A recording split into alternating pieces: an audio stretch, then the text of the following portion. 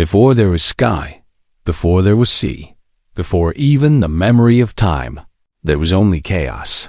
It was not a place, nor a person, nor even a thing that could be held or touched. It was a vast, yawning emptiness, an endless chasm where no light burned, where silence and formlessness reigned. In this abyss, the seeds of existence slumbered, waiting for the first spark of creation. From this void, the earliest gods emerged not as beings of flesh and bone, but as living essences of the universe itself. Nyx, the shadowy goddess of night, stretched her wings across the abyss, covering it with eternal darkness. Erebus, her companion, embodied the profound stillness of the underworld, the unseen veil where light dared not travel. Then Gaia was born, the great earth, solid and enduring. Unlike the fleeting shadows of Nyx and Erebus, Gaia gave form and foundation to the cosmos. She was the fertile ground, the steadfast mother upon whom mountains rose and rivers would one day carve their paths. She was the first to bear the promise of stability in a universe still wild and unshaped. Alongside her appeared Tartarus, the deep abyss beneath the world, darker even than Erebus. Tartarus was not simply a pit, but a prison, a realm of unending depth where chaos pooled most violently, destined to become the place where gods would cast their enemies for all eternity. And finally came Eros, the radiant force of love, not the gentle affection of mortals, but the primal power of attraction that binds all things together. Without Eros, there would be no union, no creation, no life. With him, the cosmos began to stir with possibility. These primordial gods did not rule like kings and queens, nor did they walk among their creations. They were the raw powers themselves, the living laws of existence. From their presence, the fabric of the universe began to weave itself. Darkness gave way to night, night to earth, and the earth to the deep places beneath. From the emptiness of chaos, the first structures of reality were born. Yet, even in their silence, there was a stirring, a whisper that creation could not stop here. The void still stretched endlessly, and the cosmos yearned for more. The stage was set for the next generation, for the first union that would bring forth the titans, the giants of divine strength who would shape the destiny of gods and mortals alike. But in this beginning, there was no conflict, no war. Only the quiet emergence of being itself, the shadows of night, the depths of darkness, the fertile embrace of earth, the abyss of Tartarus, and the binding force of love. From these five came all things, for without them, no story could begin. Thus, from nothing, the universe stirred awake. And though the future would be filled with strife, rebellion, and thunderous battles among gods, it all began here, in the silent breath of chaos. From the fertile body of Gaia, the great earth, life began to stir in forms more solid, more tangible than the drifting shadows of chaos. She, the eternal mother, could no longer remain alone in her vastness. Out of her longing, and by the will of Eros, the primal power of union, Gaia gave birth to Uranus, the sky. He was immense, radiant, and eternal, his body stretching across the dome of existence, cloaking Gaia in an endless canopy of stars. Where Gaia was firm, fertile, and steady, Uranus was ethereal, distant, yet bound to her. Their embrace was the first marriage of earth and sky, a union that breathed vigor into the cosmos. From this sacred bond, the first children of creation emerged, the Titans. The Titans were mighty beings, colossal in stature and immense in power, each embodying an aspect of the world. Oceanus, who circled the earth with his boundless waters. Hyperion, the titan of light and heavenly radiance. Cus, embodiment of knowledge and inquiry. Crius, who marked the turning of the constellations. Iapetus, bearer of mortal destiny.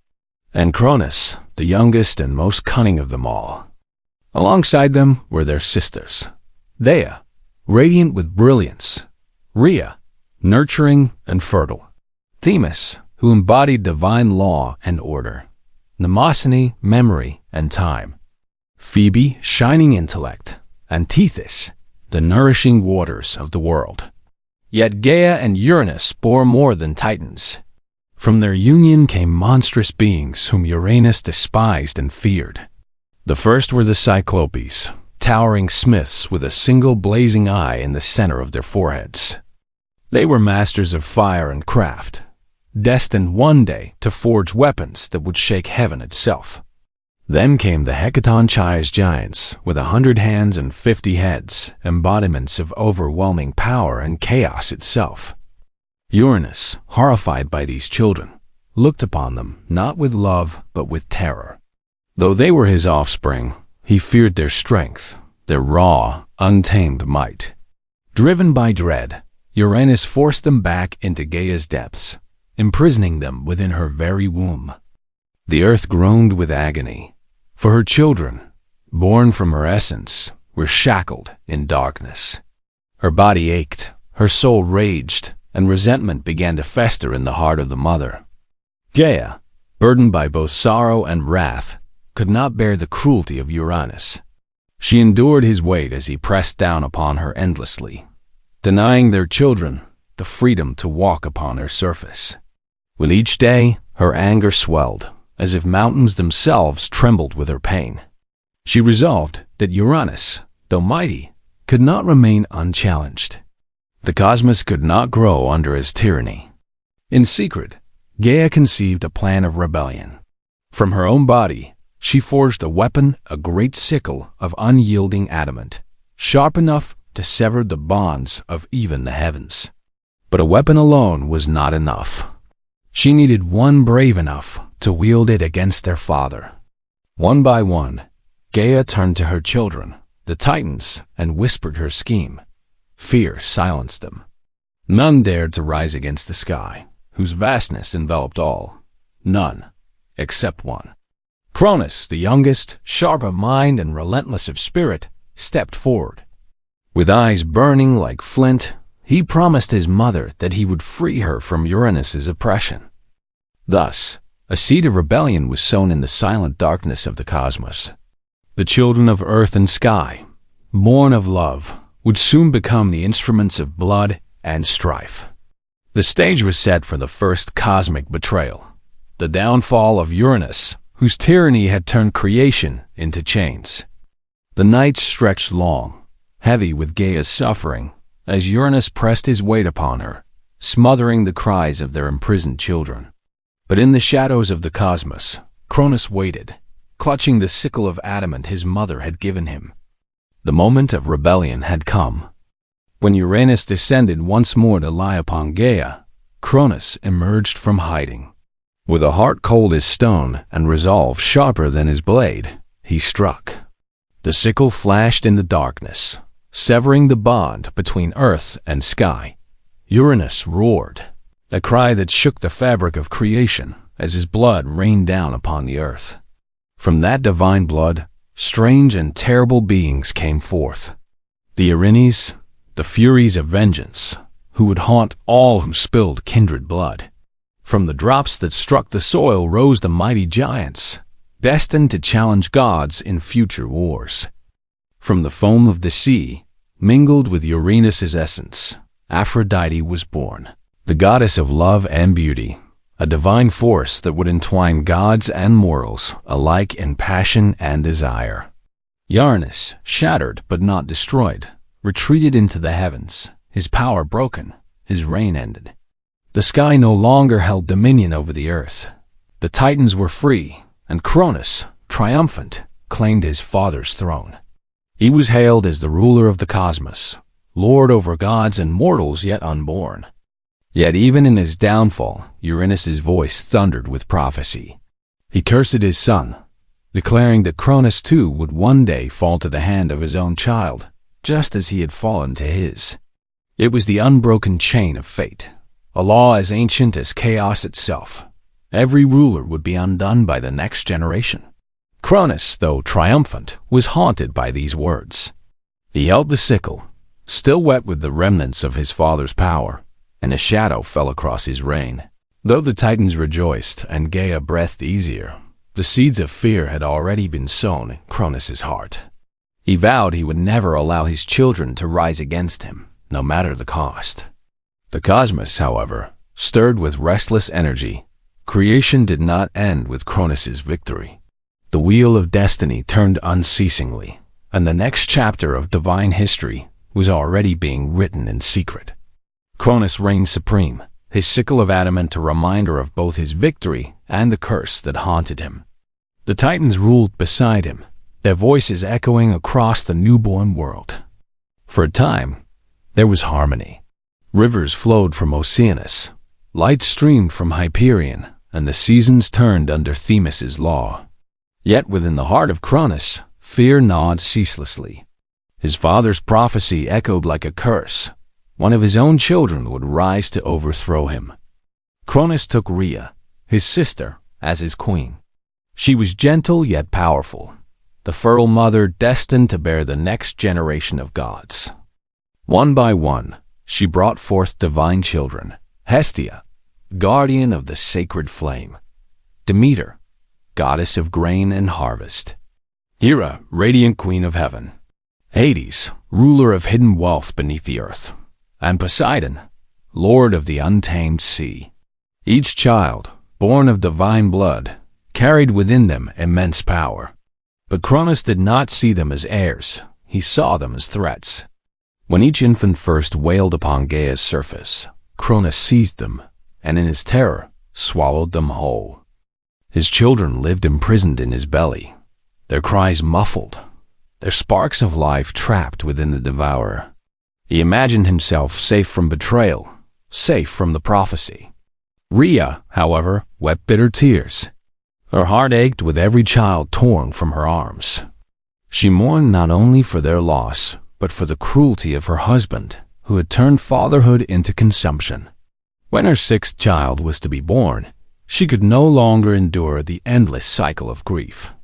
Rhea sought out Gaia and Uranus, her mother and her broken father, to beg for counsel. Though defeated, Uranus still gazed from the heavens, and Gaia, wounded yet wise, whispered to her daughter of a plan.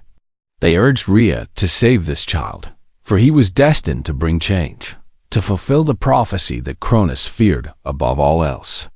So when her time came, Rhea journeyed to the island of Crete, where she gave birth in secret to a son, Zeus. She wrapped him in swaddling clothes, his cries as sharp as thunder, his tiny hands clutching at the future of gods. To deceive Cronus, Rhea wrapped a stone in cloth and presented it to him as though it were her child. Cronus, blinded by dread, seized the bundle and swallowed it without question, believing himself secure. Meanwhile, Zeus was hidden deep within a cave upon Mount Ida, cradled in secrecy. Nymphs tended to him, feeding him on honey and the milk of the divine goat Amalthea. His cries, fierce and wild, were drowned out by the rhythmic clashing of shields and spears, as the Curetes' armored guardians danced and beat their weapons to mask the sound. In this hidden sanctuary, Zeus grew strong, his spirit unyielding, his destiny unshakable. Unseen by Cronus, the prophecy had already taken root. The son he feared most had escaped his grasp. The wheel of fate, relentless and eternal, turned onward. The age of the Titans would not last forever. Years passed, and the child hidden in the cave grew into a god of unyielding strength and cunning. Zeus, son of Rhea and Cronus, was no longer the fragile infant concealed in swaddling cloth, but a force waiting to claim his place in the cosmos. Fed on honey, raised in secrecy, and guarded by loyal protectors, he carried within him the fury of injustice and the promise of destiny. When Zeus reached his full power, Gaia herself guided him in the path of rebellion. She whispered of Cronus's crimes, the swallowed children, the usurpation of Uranus, the endless chain of tyranny, and she revealed the means by which he might strike. With her aid, Zeus concocted a potion, bitter as betrayal, potent enough to force Cronus to disgorge the children he had devoured. Disguised, Zeus returned to the halls of Cronus. With cunning charm, he presented himself not as an enemy, but as an ally, a cupbearer offering his father drink. Cronus, unaware of the trap, raised the chalice to his lips. The potion burned within him, and with a thunderous cry, he was seized by torment. One by one, he vomited forth his swallowed offspring, Hestia, Demeter, Hera, Hades, and Poseidon, now grown, radiant, and divine. Freed at last, they joined their brother Zeus, and together they vowed to overthrow the tyrant who had imprisoned them. Thus began the Titanomachi, the war of gods against titans. The earth shook as the two generations clashed. From Mount Othrys, the titans hurled their might, while Zeus and his siblings, the Olympians, rose from Mount Olympus to challenge them. The heavens cracked with fire and fury. The seas roared, and the very earth groaned beneath the weight of battle. The war raged for 10 long years, neither side yielding.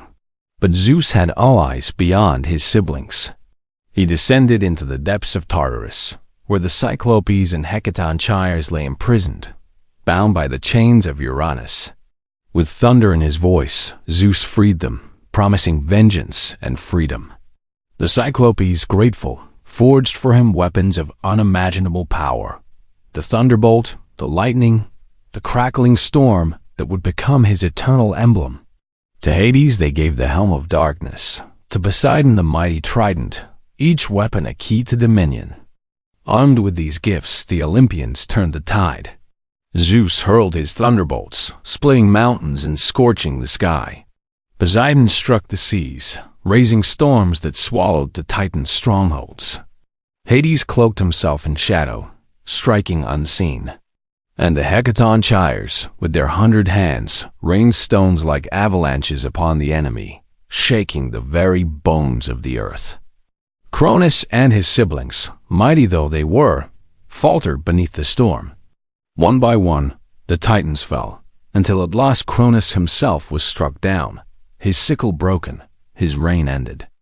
Bound in chains forged of adamant, he and the Titans were cast into the depths of Tartarus, imprisoned in the abyss they had once ruled. The Hecatonchires were set as their eternal wardens, ensuring they would never rise again. In the silence that followed, Zeus stood victorious. He and his siblings claimed dominion over the cosmos. Zeus, wielder of the thunderbolt, became king of gods and men. Poseidon took the sea as his realm, Hades the underworld, and the others their places upon Olympus. The age of the Titans ended, and the age of the Olympians began. From chaos had come the Primordials, from Primordials the Titans, and from Titans the Olympians. Each generation had risen against the last, each bound by the unyielding law of fate. Yet now the universe was no longer a formless void, nor a realm shackled by fear. It had become a cosmos, ordered and alive, ruled by gods who walked the skies, the seas, and the earth itself. Thus, the story of creation closed its first great chapter. What began in chaos had culminated in cosmos, shaped by love, strife, and rebellion. The tale of the gods was far from over, but the throne of the universe now belonged to Zeus, the Thunderer, who carved his kingdom from the ruin of his father.